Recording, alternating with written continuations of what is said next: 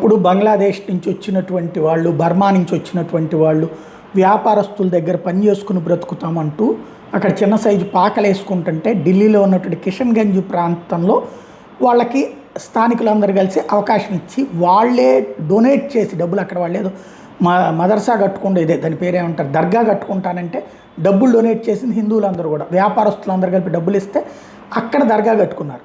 ఇప్పుడు ఆ దర్గాది వక్ఫ్ ల్యాండ్ అని చెప్పి ఆ కిషన్గంజ్ని ఖాళీ చేయమని చెప్పేసి హిందువులకి నోటీసులు ఇచ్చినటువంటి సంఘటన ఇప్పుడు గుర్తు చేసుకుంటూ ఇదేం ధోరణి అని ప్రశ్నిస్తున్నారు.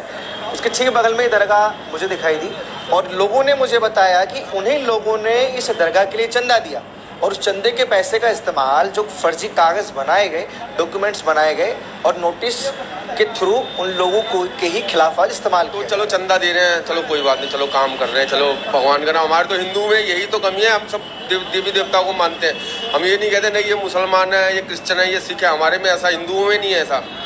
वो उस चीज़ का ही फायदा उठाया, हमने पर्ची कटवा दी, चलो जी भगवान के नाम पे। आज भी मैं आपको कहूँ कि जी ये लंगर हो रहा है, आप पर्ची काट लो, तो आप क्या कहोगे? क्या चल कोई बात नहीं, 100 रुपये काट दो, 101 रुपये काट दो, आप पर्ची भी नहीं देखो, पर्ची लोगे जेब में रख लोगे।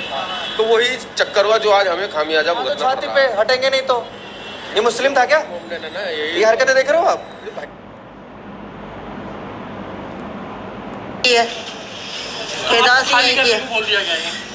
हमारे को क्या हमारे सारे खाली करने के लिए बोल रखा है। अनलीगल पेपरों से पता नहीं किस। मुझे तो मेरी शादी को 32 साल हो गए, मैं तो शादी होकर ही यहीं आई हूँ और मेरे पति का भी जन्म यहीं का, नंद का, बहनों का, इनसे 50-50 साल पुरानी हमारी सास की शादी यहाँ हुई है, वो भी एक्सपायर। हम तो यहाँ से यहाँ पे रह रहे कोई 80 साल हो गए। यहाँ पे हमारी शादी है, हमारी सास की शादी यहीं हुई है। अब यहाँ पे पता नहीं वो कहता मैं मालिक हूँ, वो कहता मैं मालिक हूँ। अब हमें तो कुछ यहाँ का मालूम नहीं है इतना। అందరూ కలిసి విరాళం వేసి కట్టిస్తే చివరికి ఆ దర్గాని వక్ఫ్ బోర్డు అంటూ వక్ఫ్ బోర్డు ఆ చుట్టుపక్కల భూమి అంతా దాందేనని క్లెయిమ్ చేయడంతో ఇప్పుడు ఢిల్లీలో ఏదో సంచలనం అవుతుంది.